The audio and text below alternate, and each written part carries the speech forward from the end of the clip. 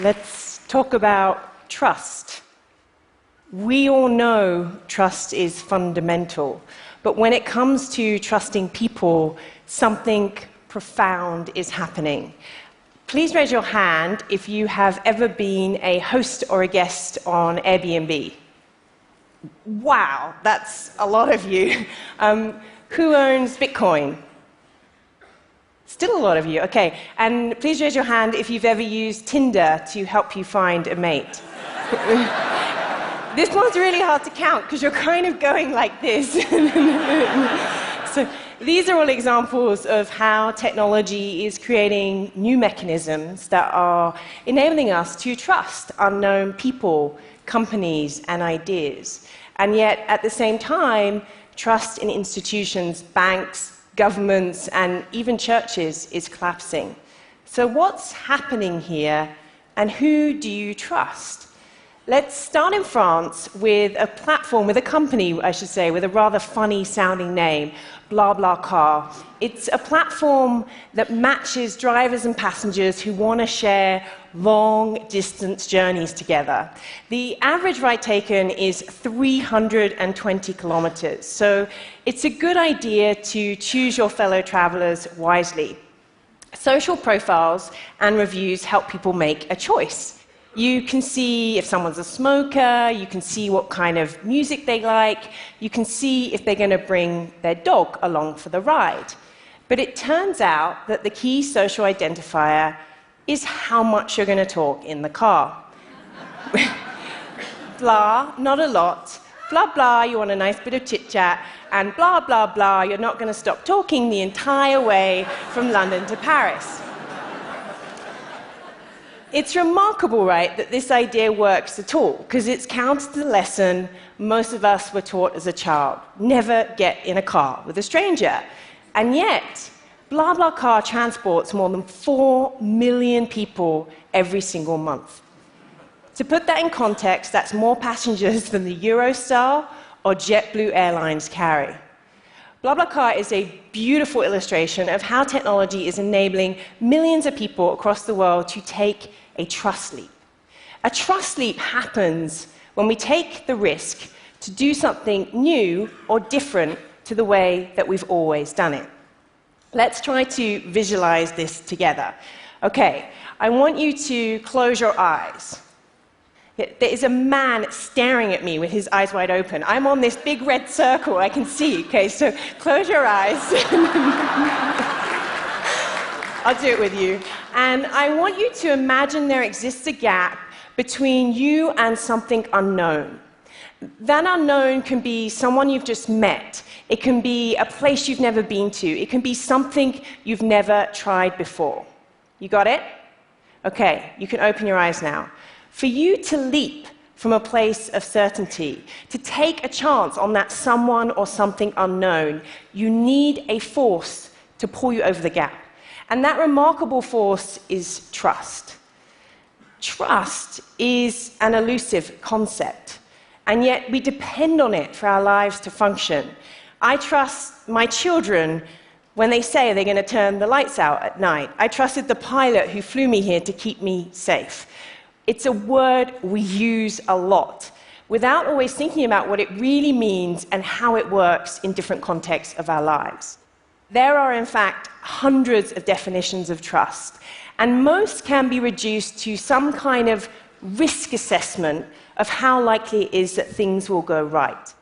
But I don't like this definition of trust, because it makes trust sound rational and predictable.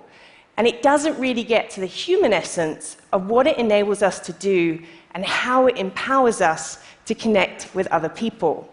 So I define trust a little differently. I define trust as a confident relationship to the unknown.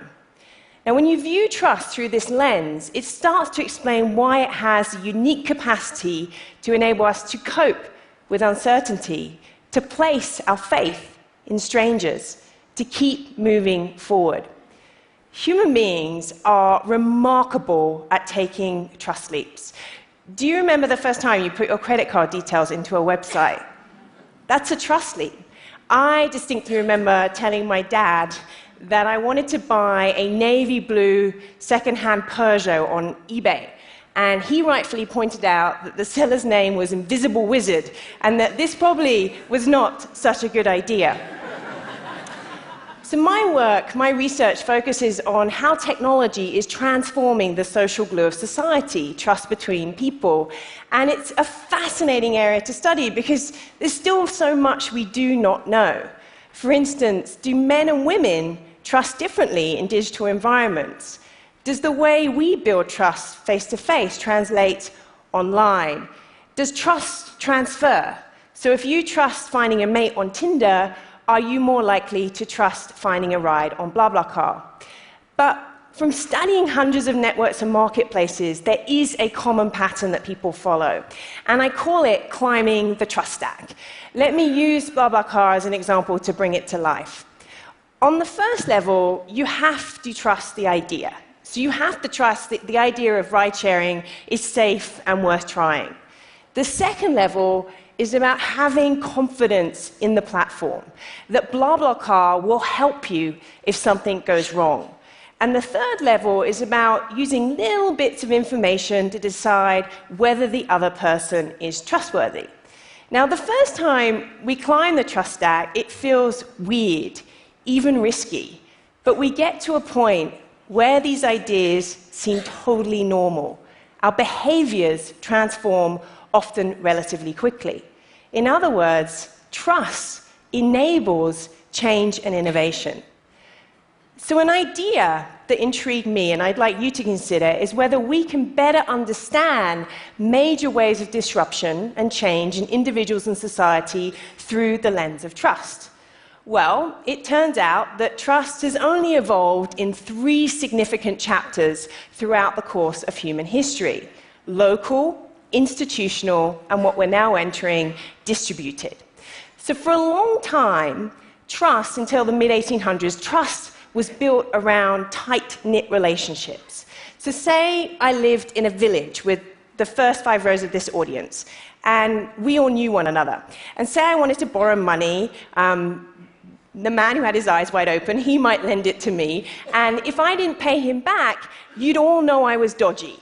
I would get a bad reputation, and you would refuse to do business with me in the future. Trust was mostly local and accountability-based. In the mid-19th century, society went through a tremendous amount of change. People moved to fast-growing cities such as London and San Francisco, and our local banker here was replaced by large corporations that didn't know us as individuals. We started to place our trust into black box systems of authority, things like legal contracts and regulation and insurance, and less trust directly in other people. Trust became institutional and permission-based. It's widely talked about how trust in institutions and many corporate brands has been steadily declining and continues to do so. I am constantly stunned by major breaches of trust. The News Corp phone hacking, the Volkswagen emissions scandal, the widespread abuse in the Catholic Church, the fact that only one measly banker went to jail after the great financial crisis, or more recently, the Panama Papers that revealed how the rich can exploit offshore tax regimes.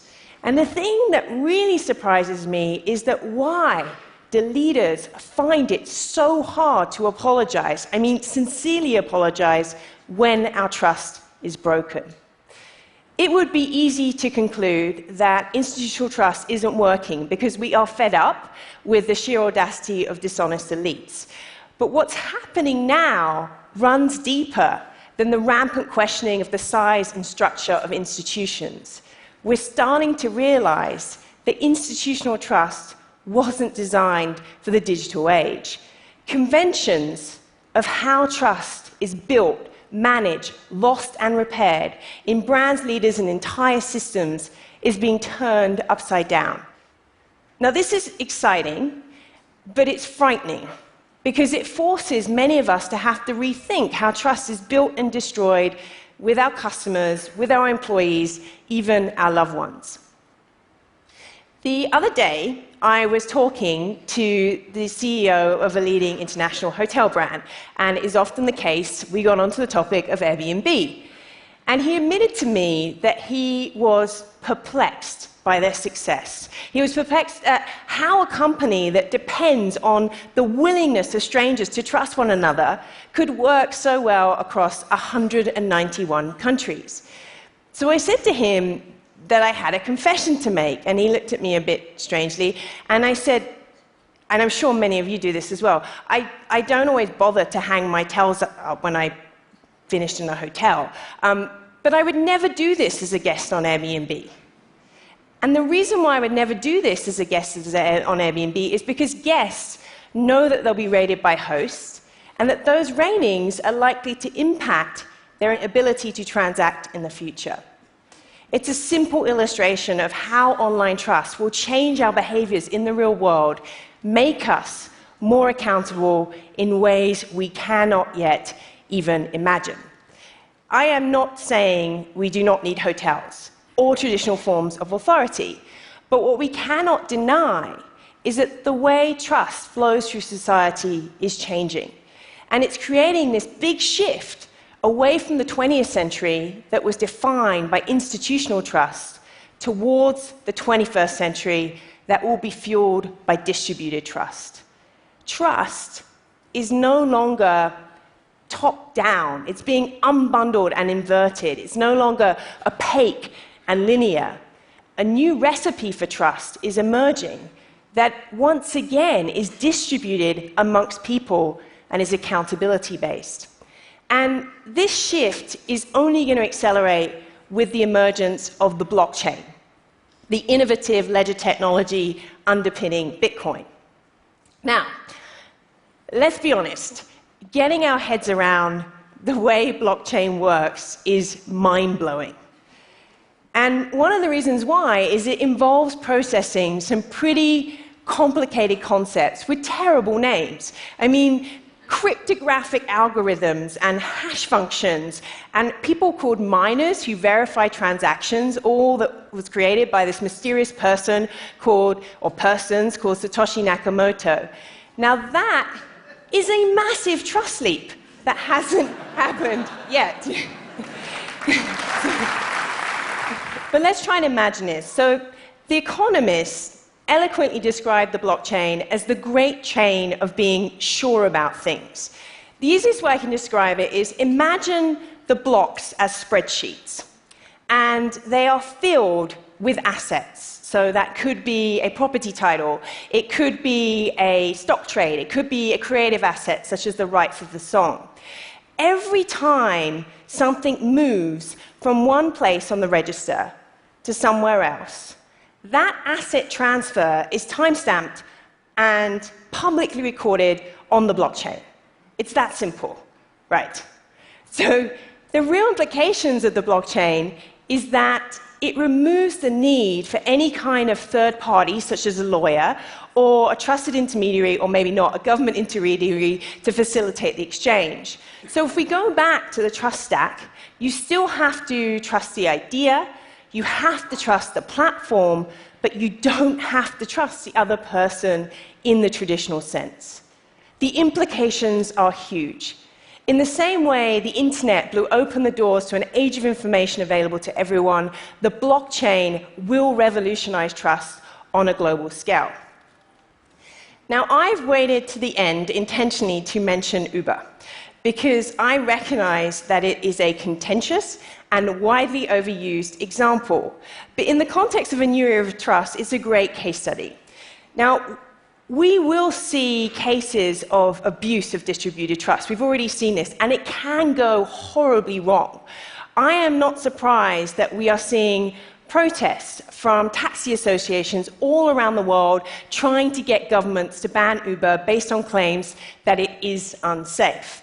I happened to be in London the day that these protests took place, and I happened to notice a tweet from Matt Hancock, who is the British Minister for Business, and he wrote, "Does anyone have details of this Uber app everyone is talking about?" Because I hadn't heard of it until today.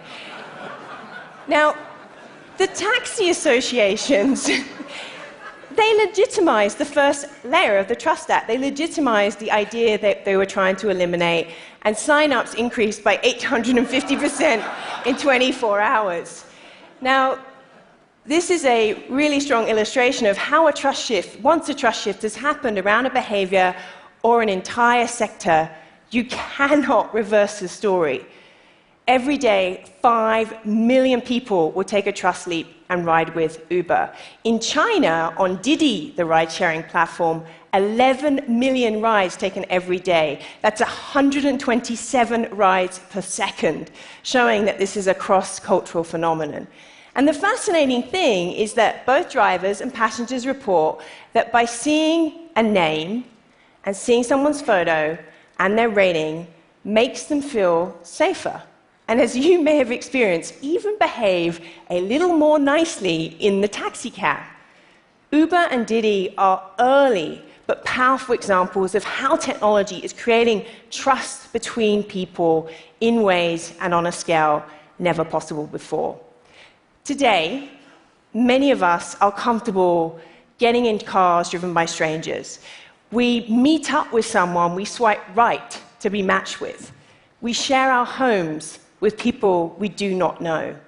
This is just the beginning. Because the real disruption happening isn't technological. It's the trust shift it creates. And for my part, I want to help people understand this new era of trust so that we can get it right and we can embrace the opportunities to redesign systems that are more transparent, inclusive, and accountable. Thank you very much.